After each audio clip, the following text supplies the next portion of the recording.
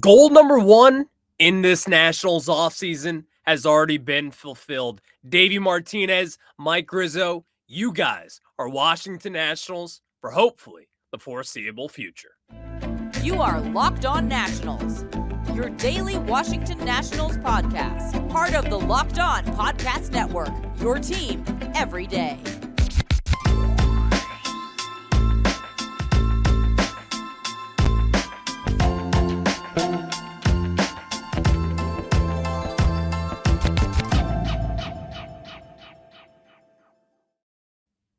And thank you guys for making Locked On Nationals your first listen every day, as we are free and available wherever you get your podcasts. And thank you again for making us tuned in on this big time show. As you know what, by now, you may already know. Mike Rizzo, the president of baseball operations, and Davey Martinez, the manager of your Washington Nationals, have both reportedly been extended once again by this franchise. And let's start off with talking about Mike Rizzo, because in my opinion, Mike Rizzo is the first domino that had to fall, even before Davey Martinez, because you may ask, why is that? Davey Martinez, what he has done this year is very good. He's done a great job with this team and really managing the day-to-day task of what they've ordered for him. But looking beyond that, Mike Rizzo, if you were to talk to me about a few years ago, that this Nationals team would have a top 10 farm system group at this moment in time, and as well as multiple top 10 prospects, I probably would have told you you're wrong. I probably would have. But sitting here today, what we know now, we've talked about it a lot. We talk about a lot of these prospects down on the farm. These guys are impact players, and I think the Lerner family is starting to take note of that. And I think this offseason, the entire time, we would have thought that Mike Rizzo was going to get an extension with the Nationals. But there's also the other hand that, would Mike Rizzo want to go to another organization? Maybe another organization that is ready to win right now, this second. Someone that already has a top farm system in all of baseball. Maybe the Baltimore Orioles. Mike Elias is a free agent after this offseason. I don't expect him to go anywhere, but crazier things have happened.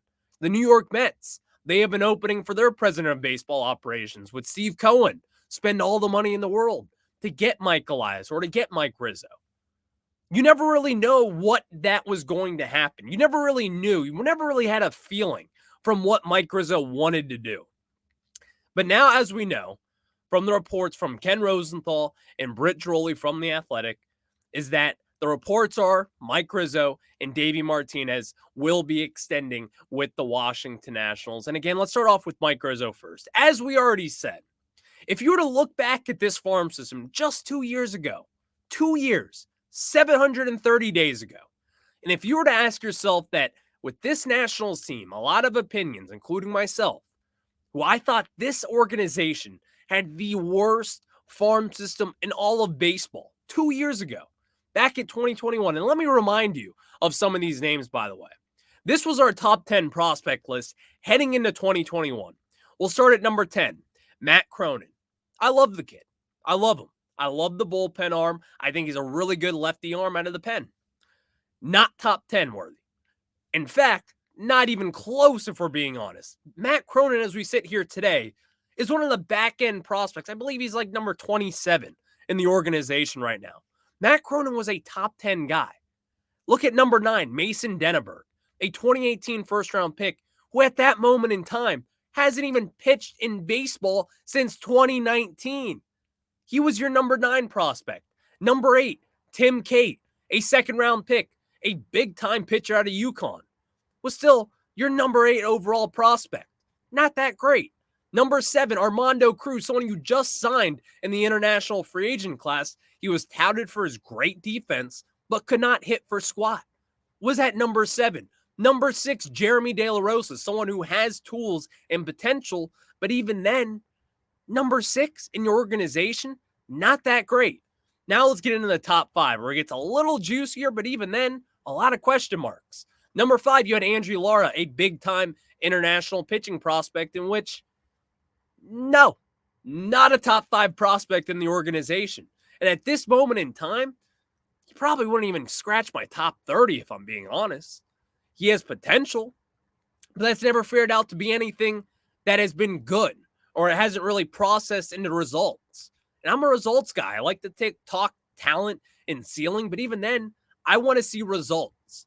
Number 4, Yasel Antuna, who this organization was very high on at one point in time. At number 4, in this organization, he's down in high A Wilmington still. Not really doing all too much. He had power. He was a solid defender, but he hasn't really proven to be anything. Number 3, Cole Henry, the second-round pick out of LSU in the 2020 MLB draft. He was good. I'm very high on him. But for someone to be a top 3 prospect in your organization after just being your second-round pick, he showed a little bit in that 2021 season, but all not too much at that moment. A top 3 prospect for your organization, someone who was picked in the first round, who has plenty of first-rounders in there as well, and you just don't have the production there. Number 2, Jackson Rutledge, first-round pick in 2019. He's on the up now.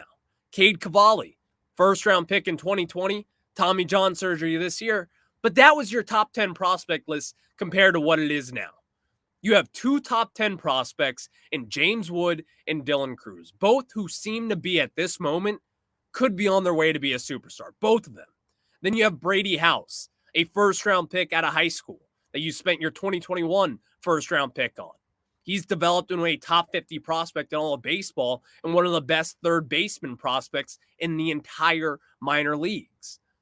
This whole process as a whole, you see why Mike Rizzo is so important for this team moving forward. Because 2 years ago today, you cannot sit here and tell me that this Nationals team would have had a path forward to get back into the top 10 prospects thing. Even with C.J. Abrams and Mackenzie Gore already graduating, Josiah Gray, Keibert Ruiz, all those 4 guys are still young players who I consider prospects. They're still developing and they're still growing. And as we've seen with Keibert Ruiz over this season, what he has done is impressive nonetheless. But even then, taking all 4 of those guys away, if you were to enter those guys back in the farm system and just say they're prospects, those are still 4 of your top 5 prospects in the system. Even with Cruz and James Wood, Elijah Green, all these different guys and all the different talent that we have. And it even goes deeper. Outside of the top 10 now, you have middle round picks like Trey Lipscomb, who's panning out. You have Jake Irvin, a mid-round pick who's panning out in the major leagues and was having an impressive rookie season. You have these things that are starting to take shape. You have your key trade deals with Lane Thomas, obviously chipping off Trey Turner and Max Scherzer as well. Juan Soto. You get all those pieces back in return, and you may ask, well, what have we done with them? Well, Mike Rizzo, he can turn in his test to the Lerner family and say, well, this is what I've gotten. I shipped off John Lester. We got back Lane Thomas, who should have been an all-star this year. Someone who's going to be in the Gold Glove conversation as well. And in fact, in my opinion, should probably win it. Then on the other hand, Keibert Ruiz, you see the turnaround that he's had this season. Josiah Gray, all-star game, representing the Washington Nationals. Boom. Then on the other hand, Mackenzie Gore, C.J. Abrams, James Wood, Yarlin Susana. Name all the prospects that we got in that trade. This team is different now, and it is because of your guy, Mike Rizzo. This Nationals team would not be in the position that they are in this second without GM Mike Rizzo. It's as simple as that in my mind. If you were to take him out of this Nationals rebuild, at this moment in time, we are still in a rebuild. Yes, we've been good, but this is still a rebuilding ball club. It's going to take some steps. If you were to take him out of this rebuild and have him jump ship and you just start brand new with whichever GM in baseball, whatever one you want out there that we would hire for replacing him, it would still kind of stutter the movement of this youth movement, is from what we have been saying. You never really know what, name that GM in baseball, Brian Cashman. You never really know what he would think about a Brady House or a James Wood, Dylan Cruz. I mean, James Wood and Dylan Cruz are blue chip prospects. I would assume that he thinks they're going to be superstars. But they always run organizations differently. They view talent differently. And Mike Rizzo still kind of comes from that old school thought of a scouting background, someone who can pick talent. You send them into the ocean with all the fishes out there, he usually finds his way to pinpoint talent and will then catch that fish. Mike Rizzo has done that well over the years. Now, while he hasn't had the best of drafts, we know that. But Mike Rizzo is still one of baseball's best executives. And if you were to let him go in the middle of this rebuild and where we stand here today, it would be a huge mistake for this Nationals team. Because let me reiterate this fact. This top 10 list that you have 3 top 50 prospects in all of baseball. Entering this year, if you include Dylan Cruz as well, Cade Cavalli would have been in that conversation. Elijah Green, Dalen Lyles knocking on the door, a high school prospect who was starting to develop and kill the baseball. Yohandy Morales already got bumped up to high A Wilmington. Robert Hassel, Christian Vaquero, Jake Bennett, Travis Sikora from this year's draft, Jackson Rutledge, Trey Lipscomb, Kevin Made, DJ Hers. All these different guys are under Mike Rizzo's umbrella. And we want to keep it that way because not only have we seen it before with him, he's won a World Series. He's gone on a whole decade run of being a great general manager for this team, getting the talent, pinpointing who should start when, shutting down Steven Strasburg in 2012. In hindsight, that was a good thing. You see all these different moves that has happened under Rizzo. You want to see those things continue. Because I don't know about you guys, I like winning baseball. And some people, yes, you can be disgruntled with Mike Rizzo at times. He hasn't hit on a lot of first-round draft picks, particularly in the 2010s. After you drafted Anthony Rendon and Lucas Giolito, there wasn't much left to show for. But this team, you're already starting to see the progress down on the farm and as well up in the big league level, in which a lot of different opinion people, thoughts, radio hosts, whatever you want to name it, a lot of us thought we wouldn't even win 60 games this year. And in fact, I believe the win total that FanDuel had was at 58.5. That's not good. At this moment, though, the Nationals are going to be probably winning 70-plus games. Maybe. Who knows at this moment? But that's what you can kind of expect. And that is the kind of jump that this Nationals team has already taken. And if you were to rip Mike Rizzo away from this equation, I don't want to know who the guy is knocking on the other door. I don't. Mike Rizzo has started this. He's done a good job. And in fact, it's been years in advance of what we really thought would happen. I thought this sort of season would maybe happen next year. I didn't expect this kind of improvement, but you're already seeing it. And Mike Rizzo's not the only one to thank and to praise here. Davey Martinez is as well, who's also getting an extension. I'll tell you guys about that. But before we do that, on this emergency podcast, we are brought to you by Gametime. And guys, buying tickets to your favorite events should never be stressful. That is why Gametime is a fast and easy way to buy tickets for all the sports, music, comedy, and theater near you. With killer deals on last-minute tickets and their best price guaranteed, you can stop stressing over the tickets and start getting hyped for the fun that you'll have. Gametime is just simply the best because they have these flash deals and last-minute tickets for almost any event that you check, and they're easy to find and buy tickets for any kind of event in your area. It's just a few clicks away. I go over to Nationals Park very often. As I'm walking over there, I go on Gametime, open up the app, buy a ticket, and bam, I'm already in the park, got my ticket scanned, and all that fun stuff. I want you guys to experience that same thing and the same energy rush with Gametime. So download the Gametime app and create an account and use code LOCKEDONMLB for $20 off your first purchase. Terms again apply. Again, create an account and use code LOCKEDONMLB for $20 off. Download Gametime today. Last minute tickets, lowest price guaranteed. And now let's get back into it. As we just discussed Mike Rizzo getting his extension with the Washington Nationals, well, let's get into Davey Martinez as well. And I'll be the first one to admit. First one here. Davey Martinez, if you were to ask me back in April, Ryan, do you want Davey Martinez here in 2024? I would have said no. I would have. I love Davey. I think Davey's a good GM or good manager. I think what he does best is probably molding all these things.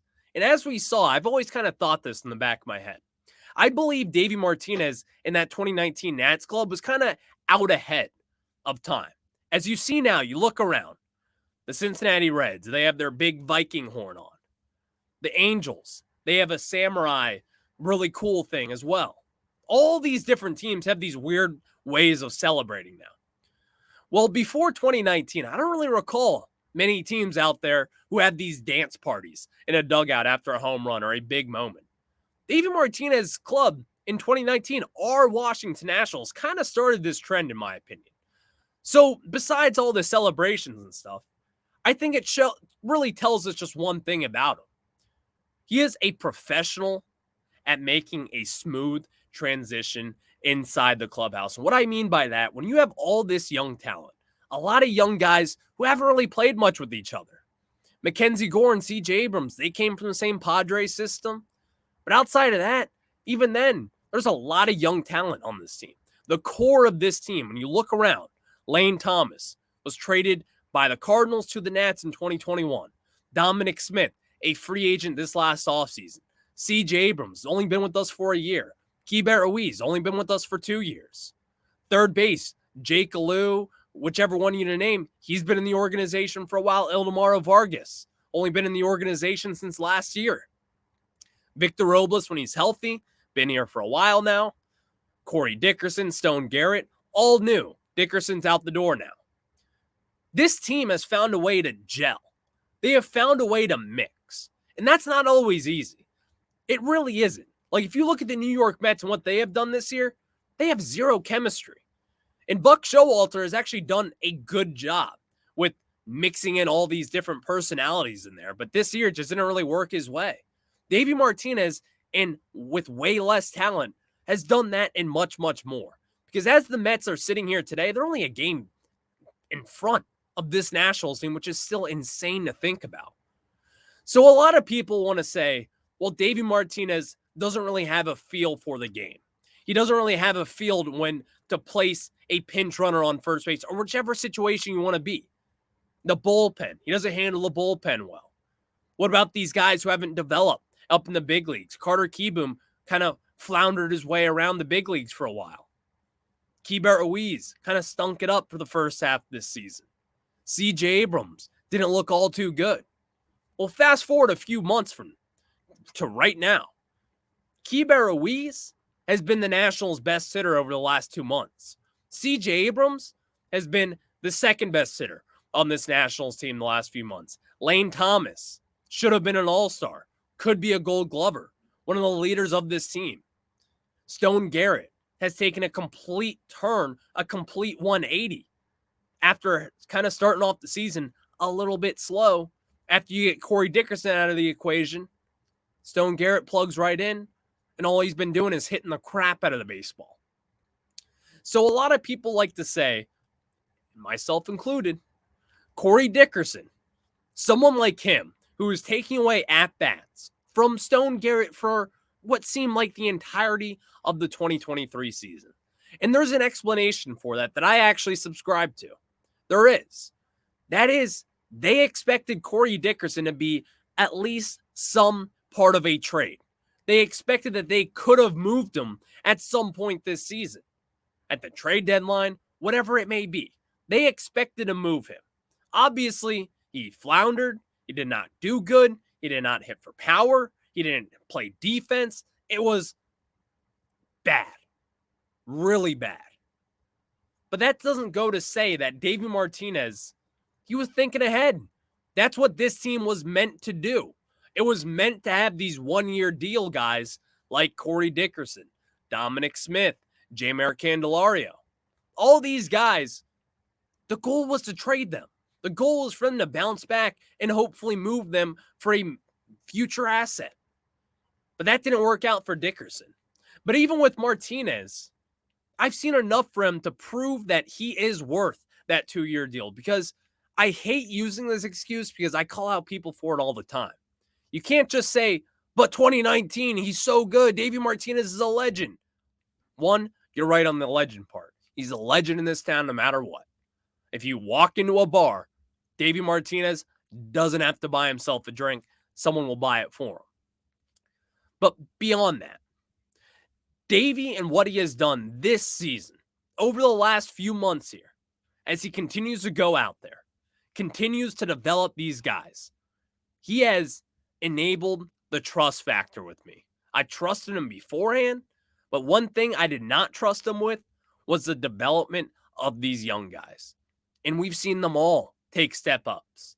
Mackenzie Gore, while some may say he's taken a little bit of a step back over the last few months, sure, he's a young lefty starting pitcher who sometimes loses command of his fastball. It happens. Max Scherzer did that as well in Arizona. Every pitcher in all of America has done that at some point. But CJ, Keibert Ruiz, Josiah Gray, Trevor Williams at times, even in Sunday's ball game, in the Little League World Series, pitched well. These guys play for Davey Martinez. And you want a manager like that. Because I don't know about if you guys remember this. 2015, Matt Williams. 2014, you win Manager of the Year. He's the toast around town. He's the guy who's going to get us over the hump. You see how fast that quickly crumbled? And it wasn't because of his analytics or his coaching. It was the style of coaching. No one really wanted to play for him. That's when Jonathan Papelbon and you know who, Bryce Harper, got into it under Matt Williams. The MVP season for Bryce Harper. And this team couldn't get over the hump and couldn't make the playoffs in 2015. Max Scherzer's first season there. There was obviously room for improvement there. That's what opened the door for Dusty Baker to make the postseason in back-to-back years with us. And then he gets booted out of the way. And here comes Davey Martinez in his second year, wins a World Series after being on the hot seat for the first 2.5, 3 months of the season. Davey Martinez has gone through all the trials and tribulations that I would ever need a manager to go through. He's seen the mountaintop. He's been a World Series winner. He's also been on the other side of the stick where you're the worst team in all of baseball. You get to draft number 2 overall in the stupid MLB lottery. You get to do these things. And you're already starting to see the improvement. And in the bullpen this year, which is not a good bullpen by any stretch of the imagination outside of Kyle Finnegan and a few guys here and there, he has found a way to piece together this bullpen, which is still one of the worst amongst ERA in all of baseball, bottom 5 unit. He has found a way to piece together wins and continue to build on that. That is why Davey Martinez deserves an opportunity to stay in Washington, D.C., just like Mike Rizzo does. So the Lerner family, I think they just did an incredible thing. I truly do. You had to keep this core together, and I think it's going to pay off in the long run. And hopefully, just hopefully, this team next season can break out. Thank you guys for making Locked On Nats your first listen of this special emergency broadcast. As the Nationals had the day off, I was going to be going home early, and they said, no, you got to talk some Nationals baseball, which I am so lucky that I get to do every single day here, part of the Locked On Podcast Network, where it's your team every day and sometimes twice a day, like today. I'll catch you guys on the flip side. And of course, the Nationals going up to the Bronx in New York. Get a New York slice. They're going to be playing the Yankees. We'll preview that game a little bit later on tomorrow. I'll catch you on the flip side. Hat tip, Lerner family, you did the right thing. Catch you on the flip side.